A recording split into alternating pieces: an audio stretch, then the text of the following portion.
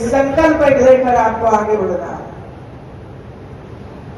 क्योंकि भारी जिम्मेवारी आने वाले 25 साल में आपको निभाना पड़ेगा। क्योंकि हमारे प्रधानमंत्री जी युवाओं पर ही आधार रखते हुए कहते हैं कि यही हमारे युवा विकसित भारत की नींव रखेंगे। इतना ही नहीं, लेकिन विश्व तक विकसित भारत बना देंगे पूरे विश्व में। ये चाहिए। कई प्रवृत्तियां चलती रहे, बच्चे आते रहे, काम करते रहे, पढ़ते रहे, खेल की दुनिया में जाते रहे। अपनी बॉडी को तो मजबूत बनाएंगे, लेकिन भारत को भी मजबूत बनाएंगे। 2-4 बेटियां ऐसी आई, मैंने कहा कितनी रोटियां खाते हो? भाई सशक्त तो बनना पड़ेगा, मानसिक रूप से सशक्त, शारीरिक रूप से सशक्त, सांवेगिक रूप से सशक्त, आध्यात्मिक रूप से सशक्त बनना ही चाहिए मित्रों। कोई प्रॉब्लम हमारे जीवन में आ गया और हम डर गए, भाग गए, ये नहीं होना चाहिए मित्रों। और से नवाजा गया और उनको आशीर्वाद दिया गया। सभी बच्चे, छात्र छात्राएं बड़ी मेहनत करके, परिश्रम करके आपने पढ़ाई की, इसका एक परिणाम आपके सामने है। और हम चाहते हैं कि आप इसी तरह ही चाहे पढ़ना चालू रखिए। ये जरूरी नहीं है कि हम हमारे विषय का ही हम पढ़ें। दुनिया काफी कुछ ज्ञान का भंडार भरा हुआ है, इसमें से 0.1% भी यदि हम पढ़ पाते हैं तो हमारे जीवन का तो कल्याण हो ही जाएगा, लेकिन पूरा विश्व का कल्याण हो जाएगा। हमारे ऋषि मुनियों ने, मनीषियों ने जंगलों में रहकर भी,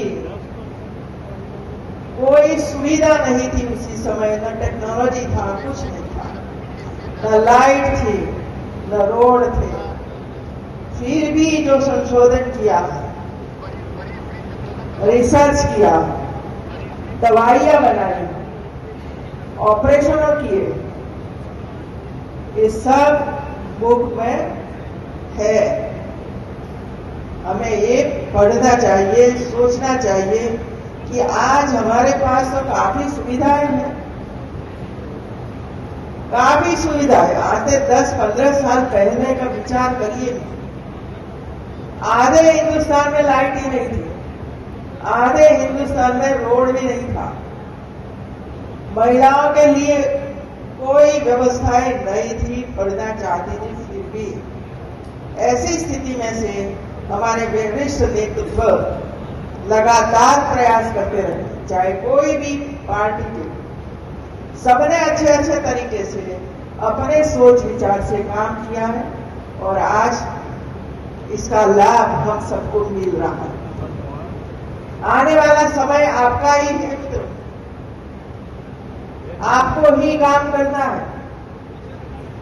विकसित भारत बनाने के लिए कंधे से कंधा मिलाकर सब युवा लगेंगे तो हमारे जो प्रधानमंत्री जी का जो सपना है, 140 करोड़ की आबादी का जो सपना है, वो सपना हम सिद्ध कर सकते हैं।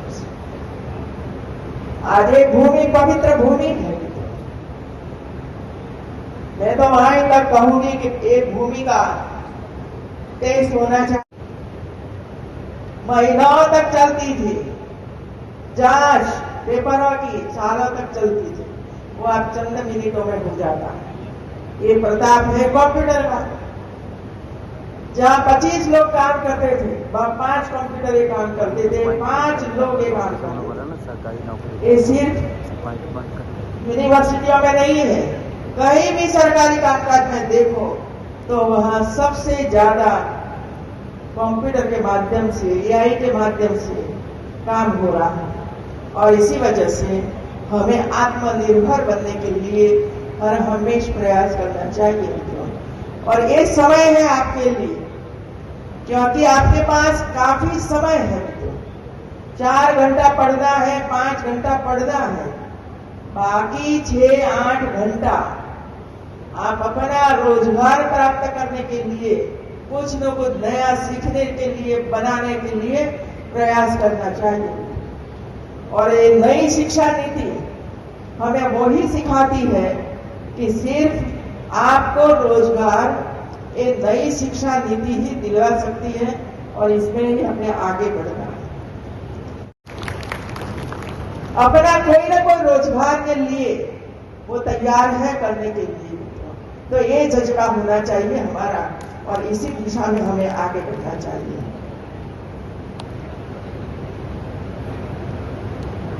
हम सब मिलकर इस अवसर और नव भारत के निर्माण के अपना योगदान दें, जहां हर हाथ सृजन का प्रतीक बने।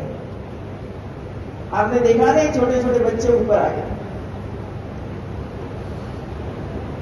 अपना अपना पेंटिंग लेकर आए। एक है सृजन, एक है विचार, और एक कक्षा 4, कक्षा 5, कक्षा 6 के बच्चे थे, और कितना अद्भुत विचार उन्होंने एक पेपर पर कंडारा था।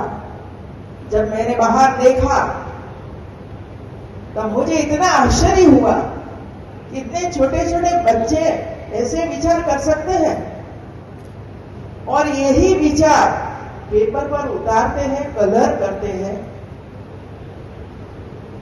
ये है हमारा कौशल मित्रों। ये भी एक गौरव की बात है मित्रों। और इसी वजह से मैं ऐसे तपोभूमि को नमन करती हूँ, जहाँ महर्षि दुर्वासा का नाम तो सुना है ना आप लोगों ने। भगवान दत्तात्रेय और चंद्रमा ऋषि जैसे महामनीषियों ने अपनी तपस्या से इस धरती को पवित्र किया है। अब हमें कोई अधिकार नहीं है एक पवित्र भूमि को अपवित्र करने का।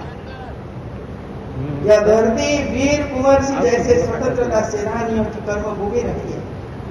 यहाँ राजा बेनी माधव सिंह और परगण सिंह जैसे रणबांकुरों ने अपने प्राणों की आहुति देकर मातृभूमि की रक्षा की। इस भूमि की संस्कृति और साहित्य की समृद्ध परंपरा विरासत को प्रणाम करते हुए मैं श्रद्धा अर्पित करती हूँ। महाकवि अयोध्या सिंह उपाध्याय, महापंडित राहुल सांस्कृत्यायन और कैफी आजमी जैसे अमर साहित्यकारों, जिन्होंने केवल लेखन से इस माटी की सुगंध को देश और विश्व तक पहुंचाया। यह विश्वविद्यालय उस महान योद्धा महाराजा सुहेलदेव के नाम पर स्थापित है, जिन्होंने इस धरती को बर्बाद करने आए आक्रांता महमूद गजनवी के सेनापति सैयद सालार मसूद गाजी का पराक्रम पूर्वक मर्दन कर भारत की अस्मिता की रक्षा की।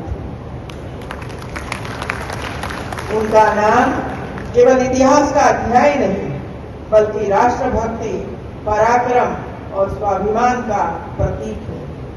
आज के दीक्षांत समारोह के मुख्य अतिथि परमार्थ निकेतन के ऋषिकेश के अध्यक्ष परम प्रेरणा पूज्य स्वामी चिदानंद सरस्वती जी का मैं अभिनंदन करती हूँ। आपकी उपस्थिति समारोह का गौरव बढ़ाने के साथ साथ यहाँ उपस्थित सभी के हृदय में आध्यात्मिक, नैतिक और सामाजिक चेतना का संचार करेगी। आपने परमार्थ निकेतन के माध्यम से एक ऐसी अमूल्य परंपरा स्थापित की है जो केवल आध्यात्मिक साधना तक सीमित नहीं है। आपने इस मानवीय सेवा का विराट केंद्र बना दिया है। आज परमार्थ निकेतन केवल एक आश्रम नहीं, बल्कि ज्ञान, प्रशिक्षण और स्वास्थ्य संरक्षण का एक सशक्त मंदिर बना दिया। यह स्थान जरूरतमंदों को शिक्षा, प्रशिक्षण और स्वास्थ्य पर सेवाएं प्रदान करते हुए समाज के प्रत्येक वर्ग के उत्थान का कार्य कर रहे हैं। आपके जीवन का संदेश स्पष्ट है, सेवा ही जीवन है। आपका यह आदर्श हमें केवल आध्यात्मिक उन्नति की ओर नहीं प्रेरित करता, बल्कि समाज सेवा, मानवता और परोपकार के मार्ग पर चलने के लिए भी प्रोत्साहित करता है। आपकी दीक्षा और सेवा की अद्भुत साधना इस पावन अवसर पर सभी उपस्थित छात्र छात्राओं के लिए प्रेरणा स्रोत है, जो उनके व्यक्तित्व निर्माण और जीवन उद्देश्य की दिशा प्रदान करते हैं। इस दीक्षांत समारोह में कुल 60,857 उपाधियां प्रदान की गई, कुल 68 पदक दिए गए, जिनमें 51 पदक सिर्फ न सिर्फ हमारी प्रतिभाशाली कन्याओं को प्रदान किया गया तथा 17 पदक हमारे मेधावी छात्रों को प्राप्त हुए। यह उपलब्धि इस तथ्य का प्रमाण है कि हमारी बेटियां शिक्षा के हर क्षेत्र में न केवल समानता का प्रतीक बनी है, बल्कि उत्कृष्टता का भी नया मानदंड स्थापित कर रही है। मुझे लगता है कि जिस तरह बेटियां एक यूनिवर्सिटी में आगे बढ़ रही है, आ रही है, पढ़ रही है, 10 साल के बाद शायद एक यूनिवर्सिटी कैंपस सिर्फ न सिर्फ छात्राओं के लिए ही बन जाएगा, छात्रों को कोई स्थान नहीं मिलेगा, ऐसी स्थिति बनने वाली है। ध्यान रखिए आप सबको।